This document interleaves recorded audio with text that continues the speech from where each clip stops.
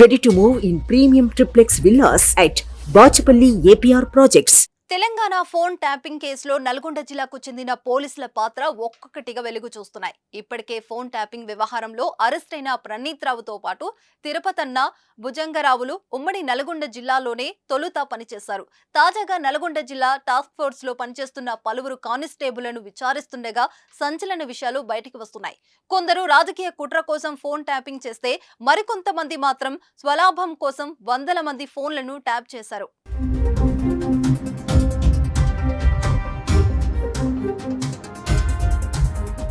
Phone tapping వ్యవహారం అంతా నల్గొండ జిల్లా కేంద్రంగా జరిగింది. నల్గొండ పట్టణంలోని హైదరాబాద్ రోడ్ లో వార్ రూమ్ ఏర్పాటు చేసి ఫోన్ ట్యాపింగ్ చేసినట్లు గుర్తించారు అధికారులు. ప్రధానంగా ఎన్నికల సమయంలో రాజకీయ నాయకుల ఫోన్లను ట్యాప్ చేశారు. కాంగ్రెస్ నేతలు, రైస్ మిల్లర్లు, రియల్ ఎస్టేట్ వ్యాపారులు, ఇతర పరిశ్రమల యజమానుల టార్గెట్ గా పనిచేసినట్టుగా దర్యాప్తు బృందం గుర్తించింది.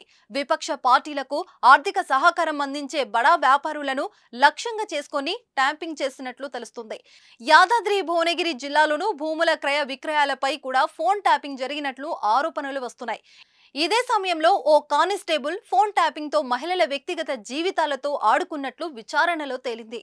పలువురు మహిళలను కానిస్టేబుల్ బ్లాక్మెయిల్ చేసినట్లు అధికారులు గుర్తించారు. సుమారు 40 మంది మహిళల ఫోన్లను ట్యాప్ చేసి వారిపై లైంగిక వేధింపులకు పాల్పడినట్లు తెలుస్తుంది. అంతేకాదు డబ్బు సంపాదన కోసం కూడా ఫోన్ ట్యాపింగ్ ను వాడుకున్నారు. పేకాట దందాలో నెల నెల మామూలు వసూలు చేయడం నుంచి సెటిల్మెంట్స్ వరకు చేసేవాడని సమాచారం. ఈ కానిస్టేబుల్ తో పాటు మరొకరిని హైదరాబాద్ టీం అదుపులోకి తీసుకోగా విచారణలో ఈ వివరాలన్నీ బయటపడడం సంచలనంగా మారింది.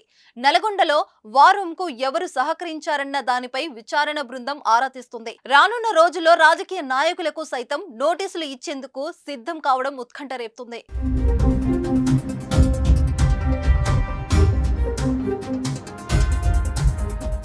సుమన్ టీవీలో మీ పర్సనల్ అండ్ బిజినెస్ ప్రమోషన్స్ కోసం కింది నెంబర్కి కాంటాక్ట్ చేయండి.